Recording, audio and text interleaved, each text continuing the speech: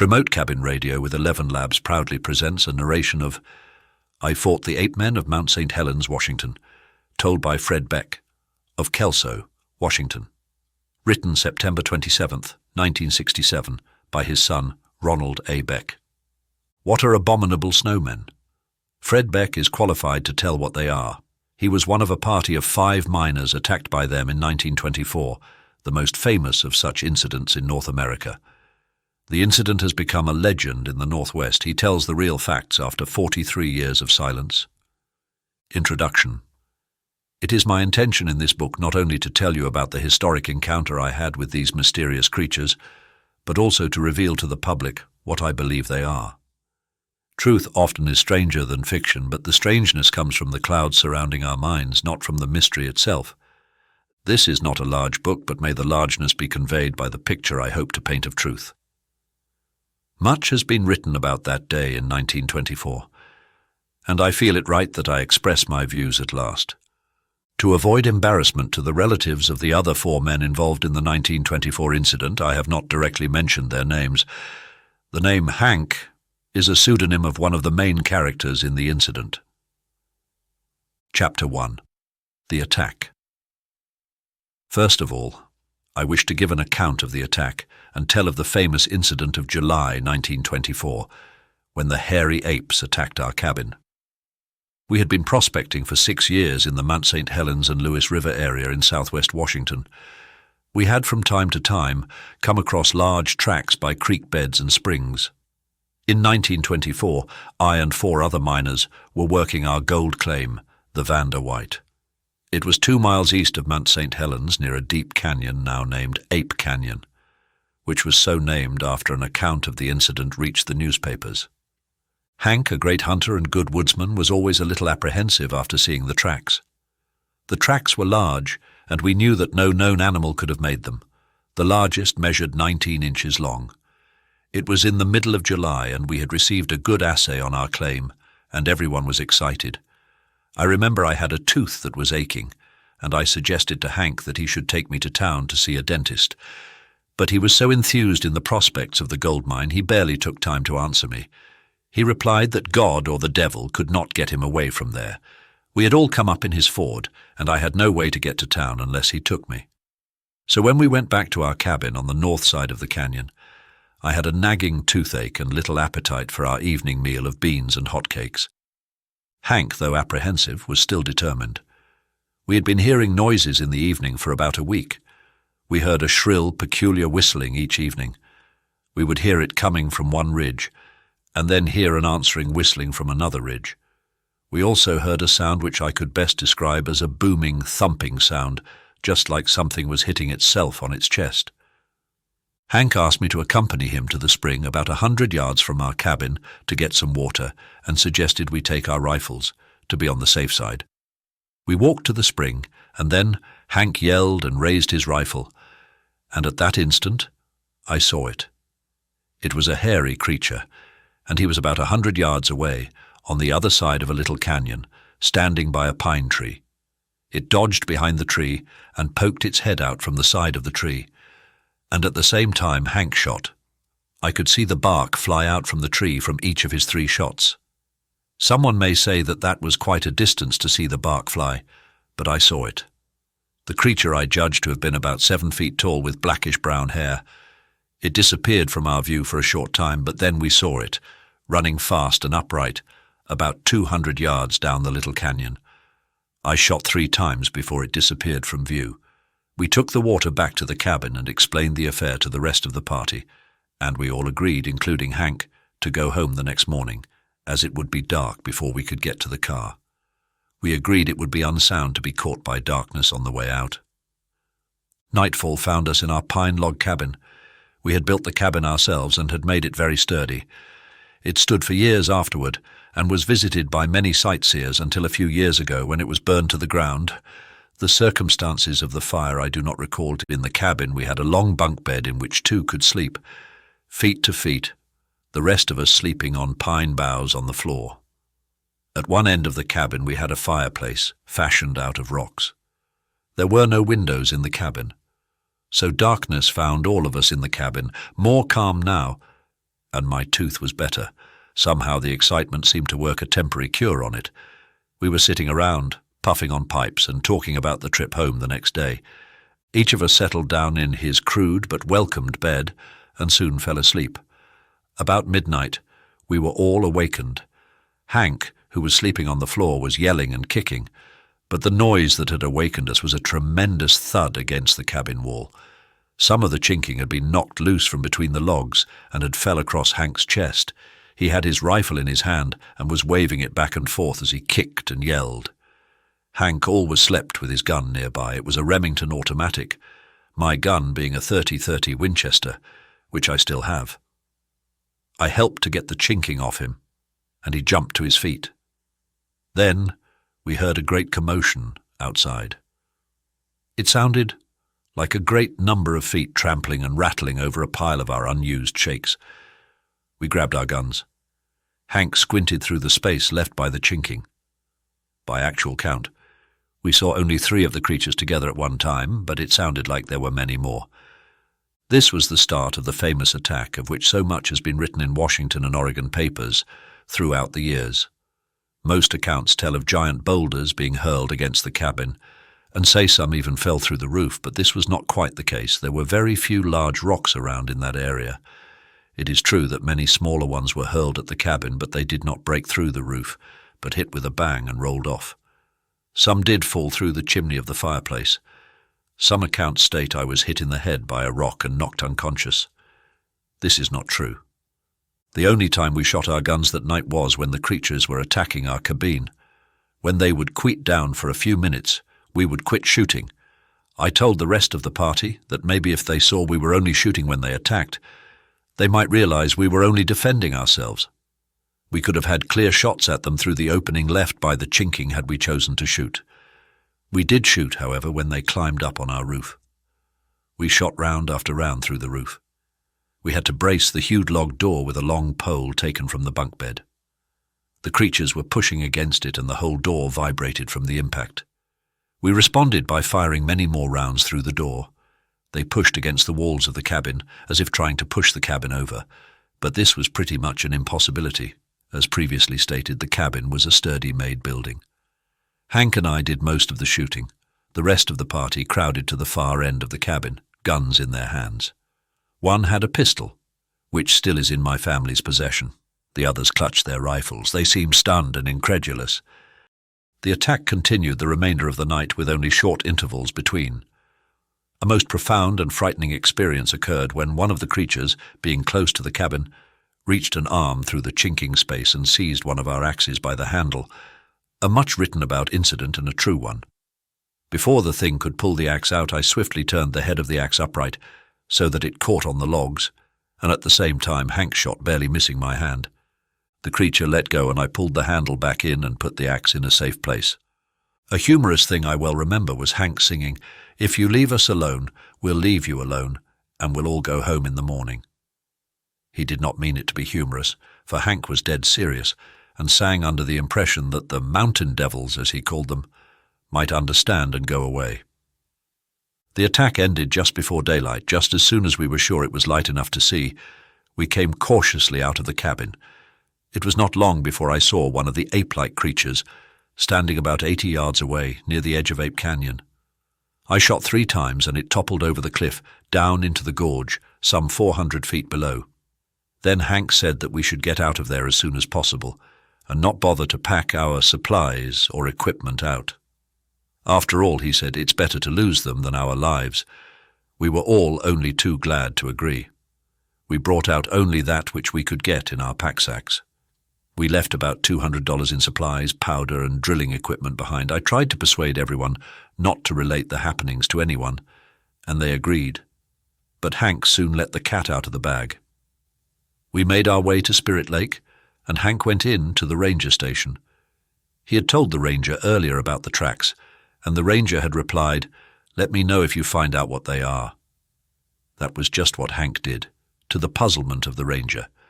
When we were back home in Kelso, Washington, he told some of his friends, and somehow the story leaked out to the papers, and the great hairy ape hunt of 1924 was on.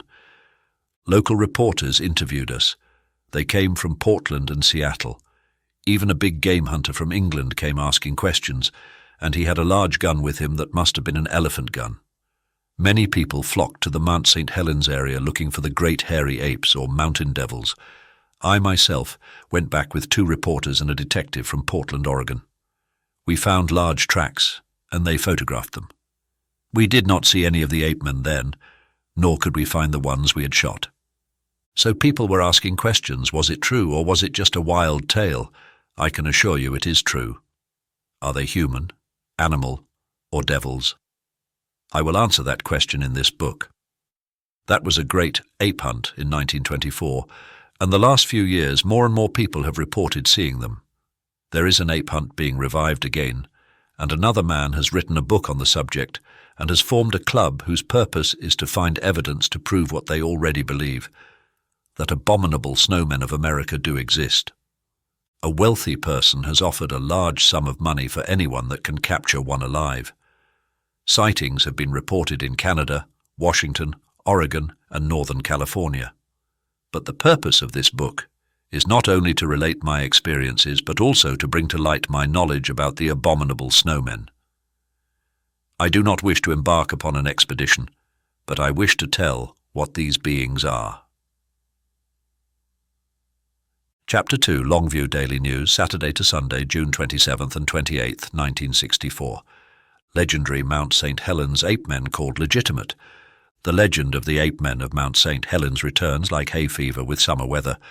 The story of the apemen of the beautiful conical mountain situated in the Cascade Range of southwest Washington is a favorite in the area, but it just may have some basis in fact. There is more basis to support it than Nepal's Yeti, or Northern California's Bigfoot, and probably as much as Loch Ness's monster.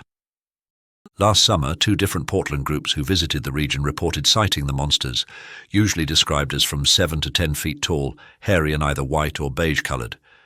3 persons in a car on a lonely forest road said they saw one of the creatures when it flashed across the headlight beams of their car near the wilderness area, which includes such places as Ape Canyon. A Portland couple fishing on the Lewis River south of the mountain saw a huge beige figure bigger than any human amble off into the brush. Old-timers aren't surprised, just amused. The ape man legend actually is older than the white man's habitation of the Pacific Northwest. Indian legend. Forestry employees have investigated many reports of the strange creatures. According to Indian legend, the apes were the ferocious Selatic Indians, a band of renegades much like giant apes in appearance who lived like wild animals in the secluded caves of the Cascades. The first recorded encounter of the apes with white men was in 1924. A group of 5 prospectors rushed into Kelso to report that a group of great ape-like creatures had attacked them in the middle of the night. The miners said they had been working a mine on the east slopes of Mount St. Helens. During the daytime, they saw some of the apes and fired at them to halt an apparent attack. One of the apes appeared to have been hit and rolled into a deep ravine. That night, according to the account, the ape-men hurled rocks onto the cabin and danced and screamed until daylight. Then came the Great Ape Hunt of 1924. Law enforcement officers and a flock of newspapermen made up a posse that went into the area. The armed searchers fired at anything that moved, so the report went. They returned to tell of finding huge footprints but no apes. The legend grew from that point for several years, then subsided with only sporadic reports of traces of the apes. Responsible persons, experienced mountaineers and skiers, have given credence to the story. Bob Lee of Portland, a leader of the 1961 Himalayan expedition and advisor to last year's Himalayan expedition, said last year he had a strange experience. Lee has never claimed to have seen the apes, but said, "There was something strange on the high slopes of the mountain." He was a member of a party that searched for Jim Carter, an experienced skier and mountaineer who vanished on the mountain in 1950. His disappearance remains a mystery. Somebody watched. At the time, Lee was a member of the Seattle Mountain Search and Rescue Unit. He described the search for Carter as the most eerie experience I ever had. He said that every time he was cut off from the rest of the search party, he felt somebody was watching me. Carter, he said, had climbed the mountain with some companions on a warm, clear Sunday. He left the group to take a picture and said he would ski to the left of the group. He was never seen again. His tracks, however, indicated that he suddenly took off down the mountain in a wild, death-defying run that no experienced skier would make. Unless he was pursued, Lee said. The track went in the direction of Ape Canyon, but no trace of Carter or his equipment was found, although the area was combed for 2 weeks. Lee recalled stories of about 25 persons who claimed they had encountered the monsters during a 20-year period. The canyon name for the apes is a lonely, ominous spot in a wild area. It extends to a point near Ape Cave, thought to be the longest unitary lava tube in the world. There have been many reports of footprints in the area. Some are described as being about 18 inches long and seemingly human. Unless the creatures are really fuzzy throwbacks, the lost Indian tribe theory seems most likely to some of the fans of the mystery. It has given rise to some suggestions, one of which is to leave well enough alone. The government might take over and shove benefits and subsidies at them, retroactive to the Ice Age, and that, as well as costing a lot of money, would ruin a very good legend. Chapter 3: Background Events. In the first chapter I told about the attack, and now I want to go into the background and tell a little concerning our activities. They will be colourful, and from them emerge a spiritual and metaphysical understanding of the case. First of all, I hope this book does not discourage too much those interested souls who are looking and trying to solve the mystery of the Abominable Snowmen.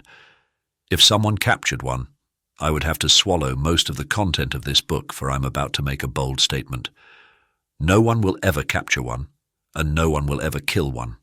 In other words, present to the world a living one in a cage, or find a dead body of one to be examined by science. I know there are stories that some have been captured but got away. So will they always get away?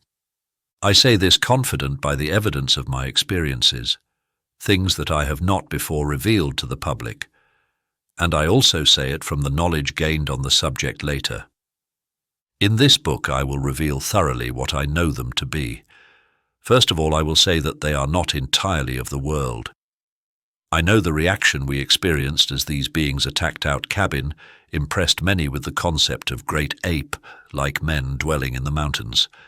And I can say that we genuinely fought and were quite fearful, and we were glad to get out of the mountains, but I was, for one, always conscious that we were dealing with supernatural beings, and I know the other members of the party felt the same. The events leading up to the ape episode were filled with the psychic element. Since a young man, I'd always been clairvoyant. When just a boy, I was in the pasture playing with my bean shooter. I had bought it with some long-earned coins. It had a twisted wire handle. I lost it, and as I was crying, a kindly woman came up to me and put her arms around me. I felt warm all over. "Little boy," she said, "don't cry. Go home. You will find your bean shooter there." I went home and found it, and as far as I knew then, it was the same one. But years later I found the one I lost. It was weather-beaten and the rubber was rotten. I would be sleeping on the hard benches of the Adventist church my folks used to attend, and I would have my head in a lady's lap, only when I mentioned it to my folks they said there was no one else there, and took it to be a boy's musings. As I grew older I saw visions, and eventually I was holding spiritual meetings. After 1924 I spent many years in healing work. Our time spent in Mount St. Helens was a series of psychic experiences. The method we found our mine was psychic. I'm mentioning these facts to help build a background of understanding in a case which has been wholly explained in a material sense. As I will explain the mysterious realities of the Abominable Snowmen, so must I show some of my inner experiences, for in my mind the two have always been closely connected together. And as I will show, these beings bear a direct association with the psychic realm. In 1922 we found the location of our mine. A spiritual being, a large Indian dressed in buckskin, appeared to us and talked to us. He was the picture of stateliness itself. He never told us his name, but we always called him the Great Spirit. He replied once, "The Great Spirit is above me. We are all of the Great Spirit, if we listen when the Great Spirit talks." There was another spiritual being which appeared to us, more in the role of a comforting friend, and we learned her name. One of our party suggested later that we name our mine after her, and so the mining claim we later filed bore her last name. The big Indian being told us there would be a white arrow go before us. Another man, who was not present during the attack in 1924, could see the arrow easily and clearly at all times, and I could see it nearly as well. And so we started by the Lewis River south of Mount St. Helens and went up the Muddy River, and in all we followed the White Arrow 4 days. The going was slow, for in those days it was very rugged territory. Hank's temper was growing short as he climbed the hills. He had always been a believer of spiritual things, and afterwards he was a believer, but he lost his temper and cussed. He swore at the spirit leading us. His face was red and we could not stop him. "Just a wild goose chase," he exclaimed. "They lied to us and got us running all over the hills, and I want nothing more to do with them." He went on and on. Then just when he had started to calm down, we all saw the arrow soar up high, change direction and swoop down. We had to follow in the general direction before we could find it again. It hovered near the top of the north cliff of Ape Canyon. That was the site where we later blasted out our shaft. We got a little closer, and we all saw the image of a large door open, and the big Indian appeared in front of it. He spoke. "Because you have cursed the spirit leading you, you will be shown where there is gold, but it is not given to you." With those words he disappeared. Then we saw the door slowly close. There was a huge lock and latch, but as the door shut, the lock did not latch. A closed door, but it was not locked. "We just as well pack up and go home," one of the party said. And that is just the way our gold mine turned out, closed but not locked. We worked that mine for 2 years, and one assay showed well over $2,000 a ton.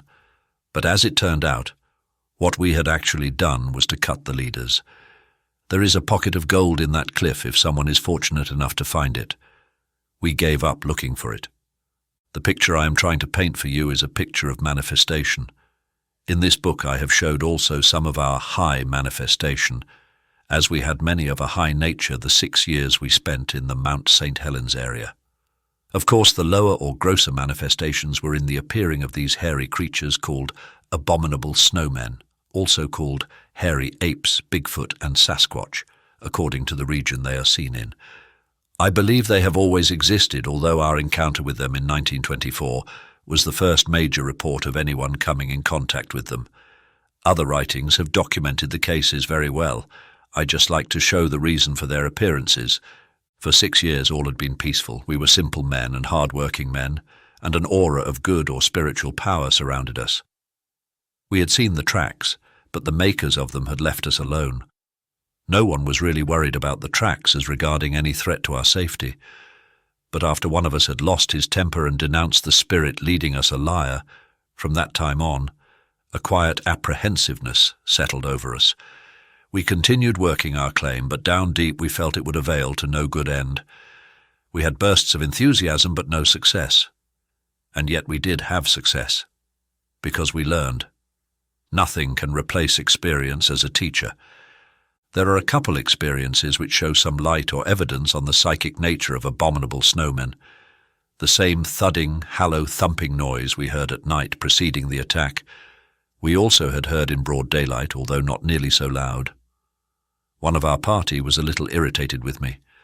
On our excursions, he usually led the way and I followed a little behind the others. We kept hearing that sound, and occasionally he turned around and would say, "What's that?"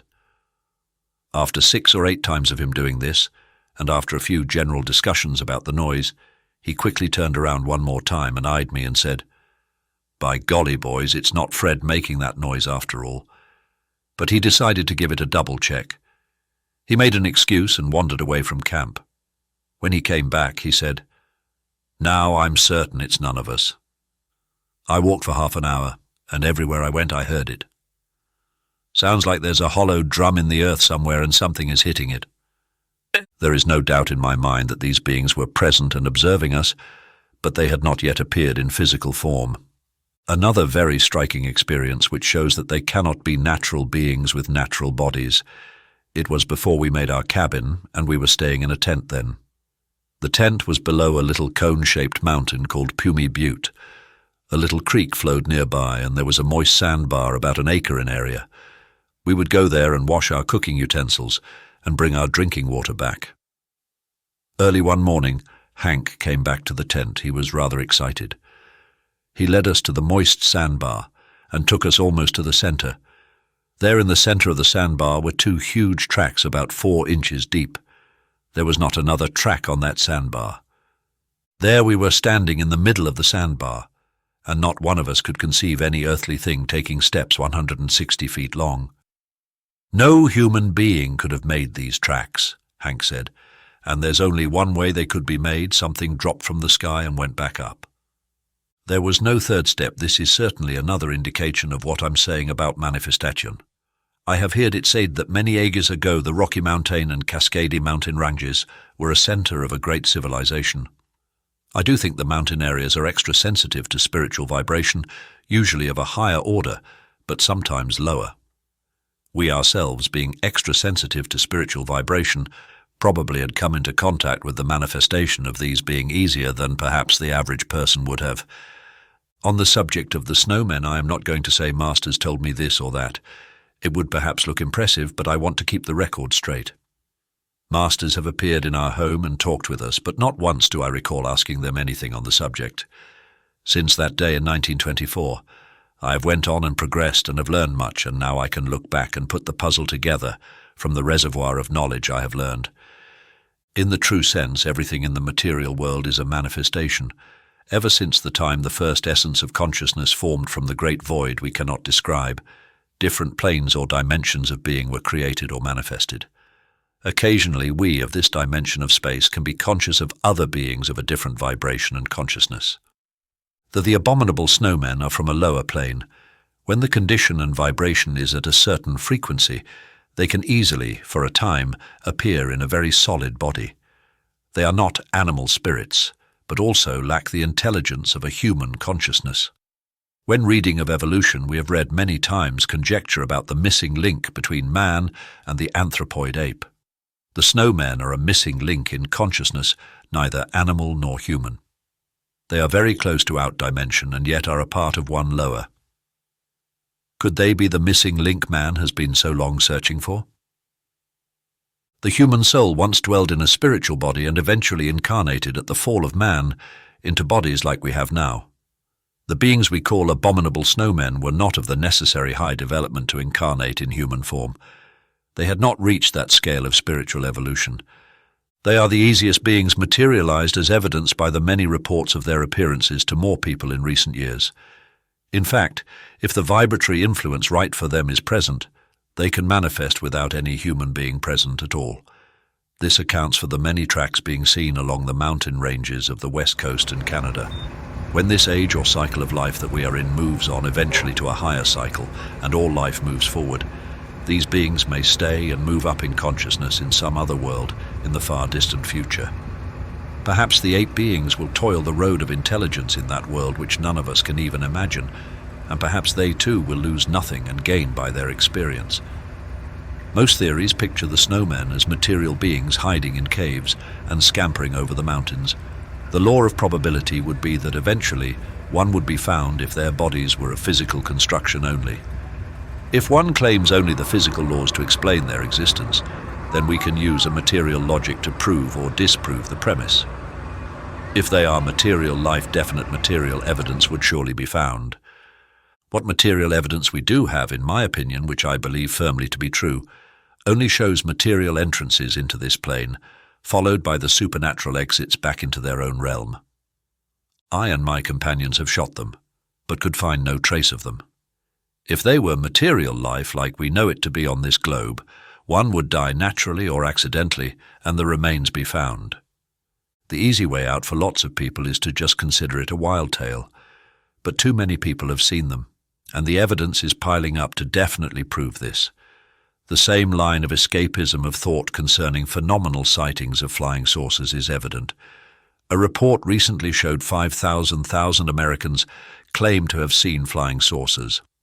Material things usually make a big splash in the material world, and spiritual things often do not make a ripple there. Why? We can give proof of a phenomenon, but its nature is immersed in the spiritual, and can only be explained by laws of the spiritual. But these happenings that seem strange to people is serving a very useful purpose. It is causing more people to think, and that is a path in the right direction. The abominable snowmen are just one small mystery among many. Someday more people will conceive that the greatest proportion of life is a mystery, and he will seek and find solutions to them, and then the mysteries will be unveiled in their pure forms. And from that unveiling man will find greater life. Manifestation is made possible by vibration of power and certain fine substances. Beings manifested can be seen, heard, and take a definite form. Sometimes less tangible, but also under other conditions, take a very tangible form. And I want to tell you a very amazing experience I had in my mining days at Mount St. Helens. I was walking from Spirit Lake on the trail. It was in the afternoon, and I was feeling a little lonely. As I came around a curve in the trail, I met a very pleasant, beautiful young lady. She began talking with me just as though she had always known me, and had casually met me again. She said her father was hunting, and that she was headed back to her camp. She had a jacket with her, and she let me pack it as we walked along the trail together. She told me all about herself and her father, stating that she and her father came up every summer for an outing, to hunt, and to enjoy the beauties of nature. She was one of the most pleasant persons I had ever talked to in my life.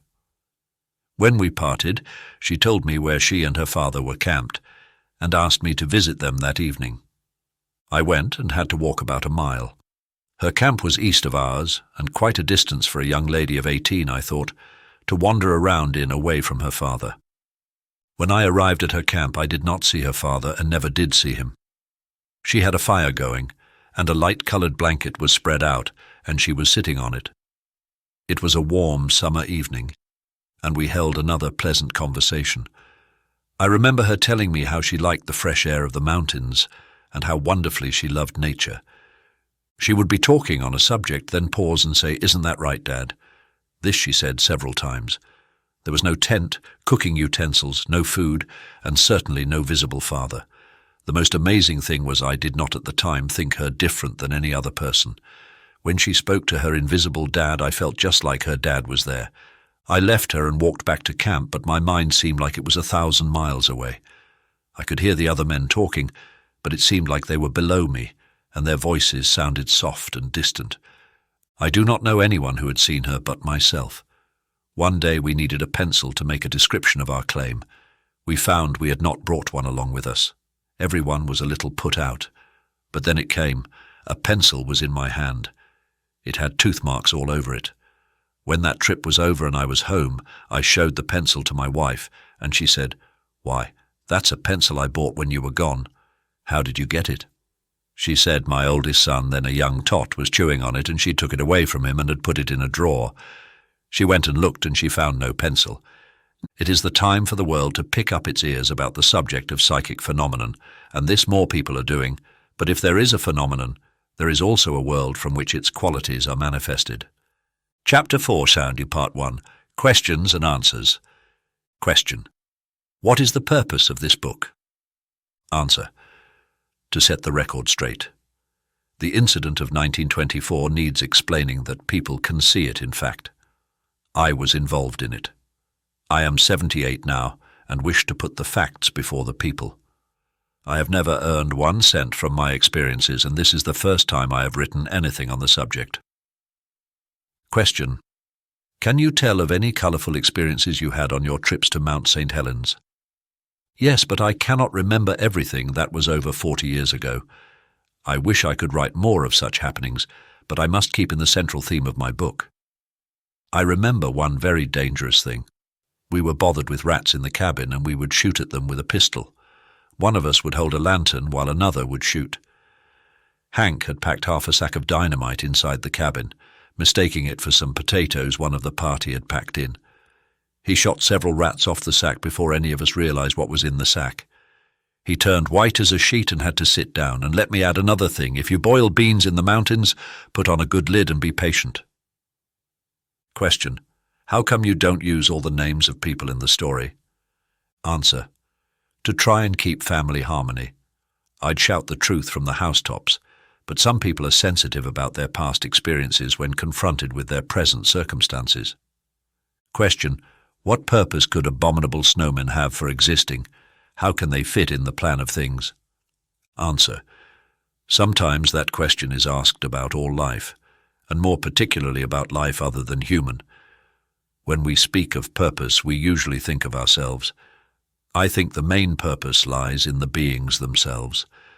They are a part of life, though different than we know life to be by our five senses. I believe their main purpose is their desire to rise up higher and be something better. If this is the case, then their life can be identified with the general progression of all life.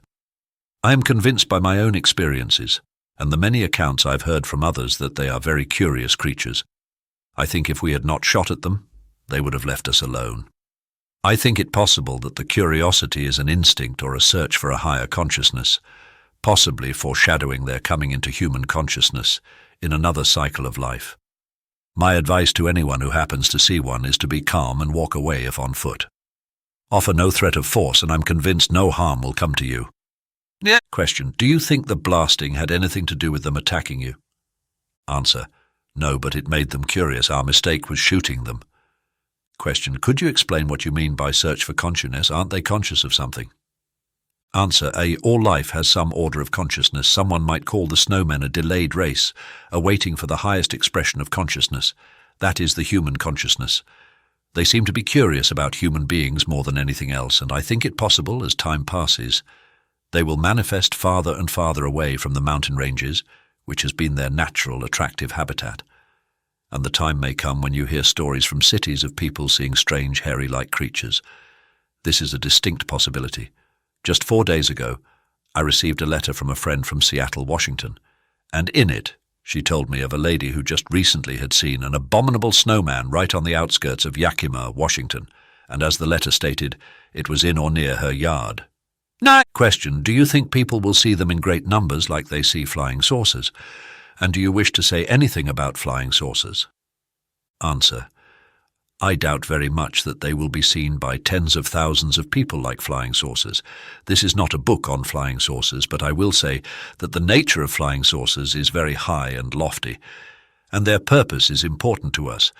The purpose of the Abominable Snowmen does not fit the aims of the life purpose in the degree as what the world calls UFOs.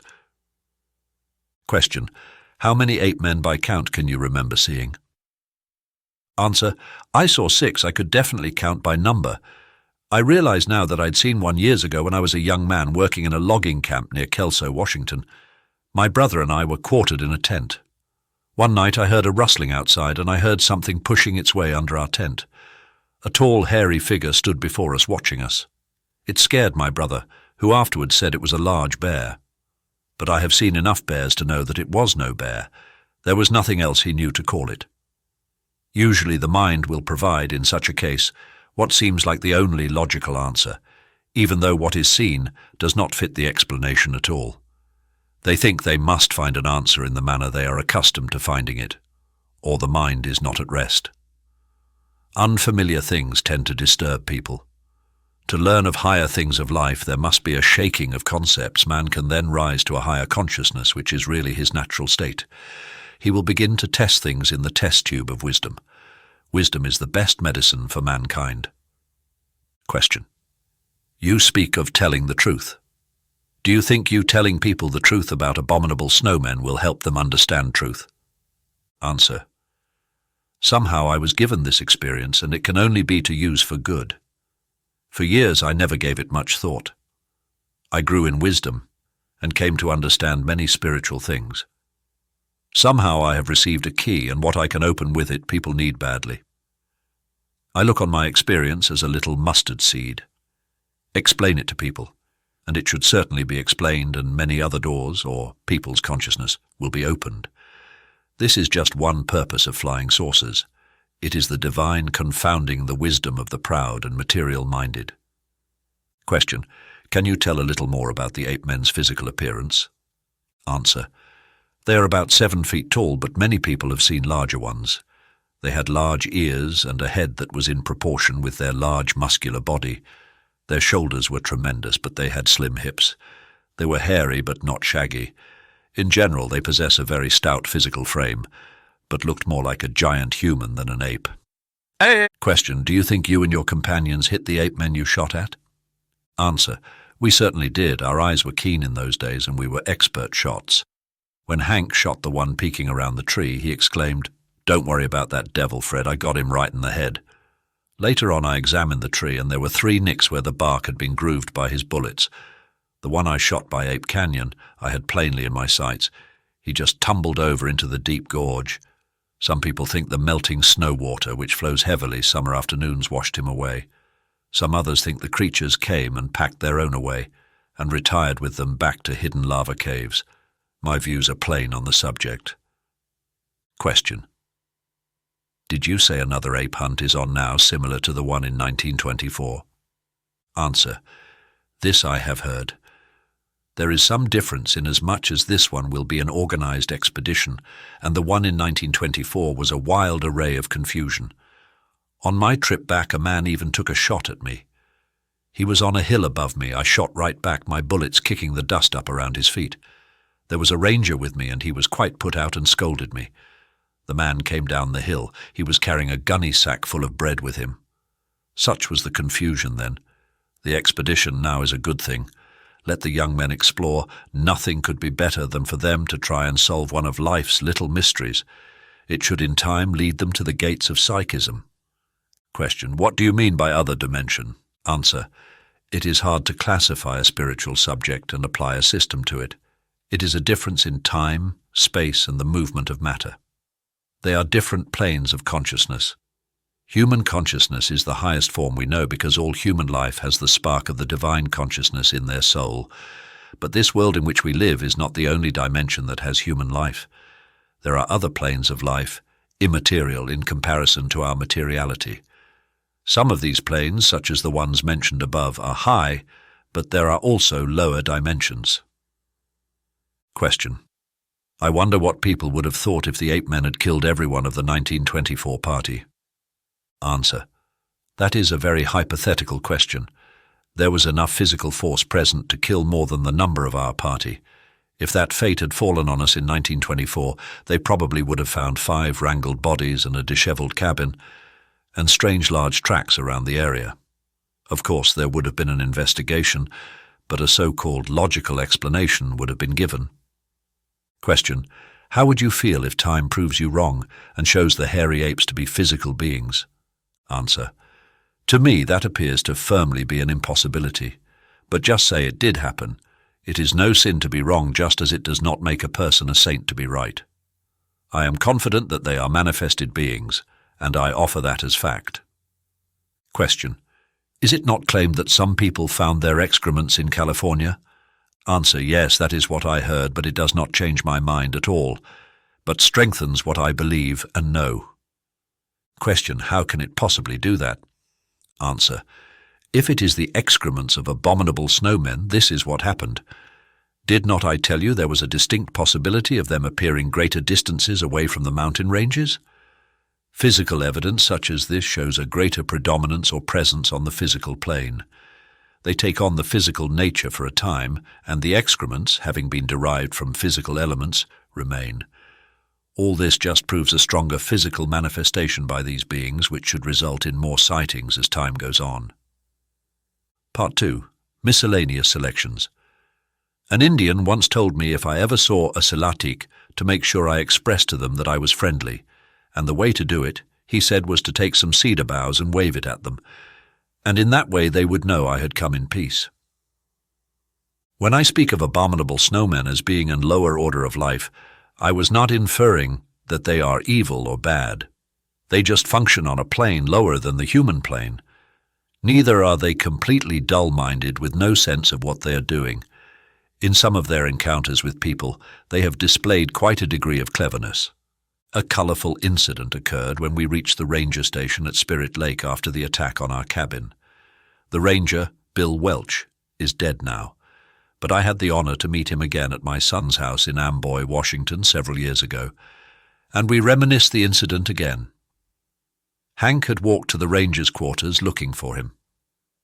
Mr. Welch was outside in the barn, where he had his pack horses. Hank, after speaking to Mr. Welch's wife, started for the barn and met Mr. Welch halfway. Hank told him he had shot a mountain devil, and Mr. Welch asked if he did not mean a bear. Hank said, "No, a mountain devil," and Mr. Welch asked if he meant a wolverine, and Hank answered again, "No, a mountain devil." Some people have claimed to have been kidnapped by abominable snowmen. I can neither affirm nor deny this by any knowledge I have on the subject. Is it not one of the hardest tasks of life to separate precious pebbles of truth from out of the quarry of profession? Yet it is our supreme task to separate them, by our enlightenment, forsaking the shadows with light that will banish the shadows. I once found a cave which is located near the point where Ape Canyon Creek empties into Bear Lake. It was about 12 feet wide and 20 feet in length. The cave was just a few feet above the waterline. I entered the cave and found a whole heap of fish bones. Bones of other animals were plentiful too. What is the diet of the snowmen? This incident could possibly shed some light on the question. Of all the newspaper articles written about the experience in 1924, I only have 2. In another book out now, there are dozens of reprinted stories telling of people's encounters with abominable snowmen. The main purpose of this book is to tell my experiences. In the early articles there was much skepticism expressed, but down through the years the experience has evolved into an attitude by the local papers of fond, though mildly skeptical folklore. It is a story that sounds interesting to many people, and they have revolved it into a legend. Recently, I have heard that there are plans to make the Ape Canyon location into a state park. Our mine, the Vanderwhite, was located on the cliff of Ape Canyon, north side, and we had to use ropes to get up and down. There was a small ledge there, but we blasted a larger one. Some stories state we use pack horses to pack our ore out, but the fact is that we never took any out. A few nuggets was the only gold I ever obtained, and they were found in different locations. Some stories say that we must have experienced a rock slide and fabricated a tale of Apemen attacking our cabin. This could only have been written by someone who has never been there.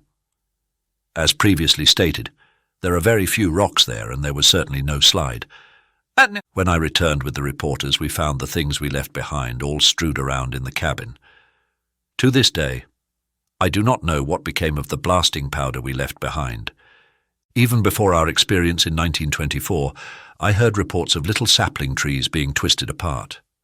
And I, myself, saw the same things in the Mount St. Helens area. Some I saw were freshly twisted. Work of the Abominable Snowmen. No man had that much strength. Chapter 5. Theories on the origin of Abominable Snowmen. When I wrote of the psychic nature of these beings, I showed how people had come to see them. The manifestation takes place as a result of an energized substance surrounding these beings. To what degree the average person sighting them has a part in this, I am not prepared to say, but I do know that some persons who are psychic have a degree of involvement in a sighting and help trigger the phenomenon. Now, for a little while, let us look backward in time and consider the origin of abominable snowmen. As we are departing from our understanding of what we know them to be today, and are going back infinitely in time, we are looking into a past land unexplored except by a few adept ones. I received this glimpse of time by inspiration, but present it to you as a theory, for such it has to be. A man would be a fool if he stated such intangible explorations to be absolute fact. But an exploration is a starting point, right or wrong in its conclusions. Someone may challenge it by presenting a better concept, or add to it, or take a little away. So let us look back many thousands of years in time. Before man incarnated in a physical body, the earth was much different than it is today. The air had much moisture, and you and I of today would not have been able to breathe it. Strange creatures were roaming the earth and flying through the air. These creatures were all intermingled, many kinds of materiality. Some were conscious of the other, and some were not conscious of the other. The appearance of these creatures was such that we could only call them monstrosities. Some of these imperfect creatures slowly died out, or their kind of materiality ceased to exist in the same form and changed and went back into the universal source. Their form of consciousness incarnated again ages later in a higher life, namely primitive animal life. In the case of others of a different construction, they evolved into nature spirits. Some retained their nature, changing very slowly, and remain on lower planes. And the beings we are considering in this book had their origin in this period of great chaos, evolving very slowly to their present nature. I do not wish to go beyond this point, and so let us return to the present. I have found that most Indians know more about abominable snowmen than one white man in 1,000. After the incident of 1924, I visited a dentist to have a tooth pulled. It was a little town in eastern Washington. As I was coming out of the dentist office, a man came up to me and asked, "Are you the man who I read about in the papers who was attacked by ape-men?" I told him I was. "Could you come with me?" he asked. "There is someone who would like to talk with you." He took me to a tavern where he introduced me to 10 or 12 Yakima Indians.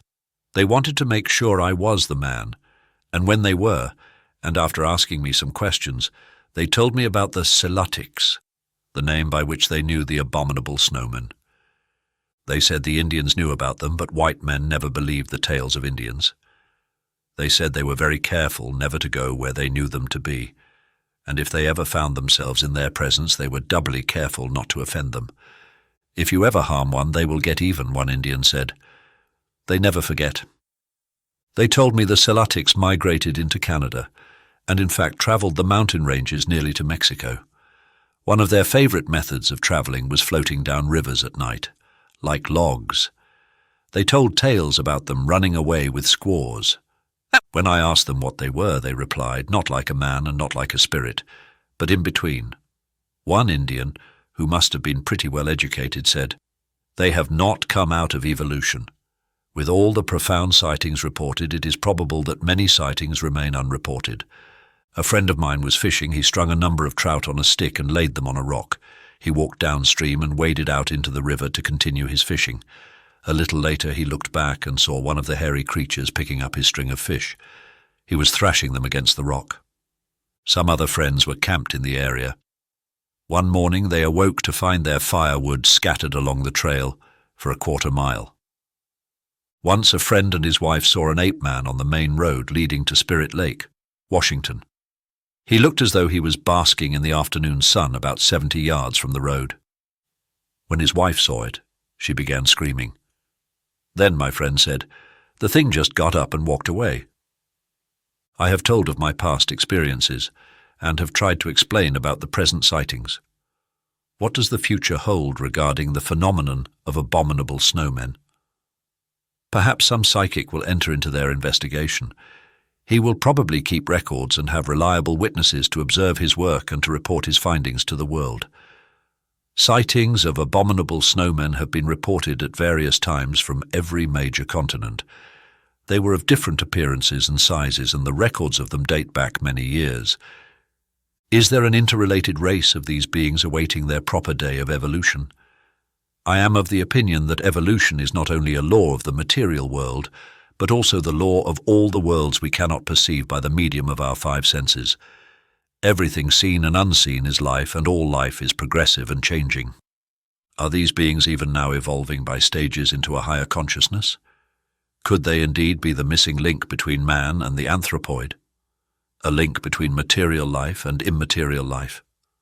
Will these beings who are wandering the earth today and who present a weird image to us now, someday, some distant age from now, evolve into the noble ranks of human intelligence? The answer to these questions cannot be answered by expeditions. It can only come by man knowing more about his true self and more about the universe in which he dwells. Science has reached near perfection in material knowledge, but has reached the borderland through which no finite intellect can pass. All life can be studied, but man will have to look into himself to tap a spiritual power and realize the spiritual laws and reason with a spiritual mind.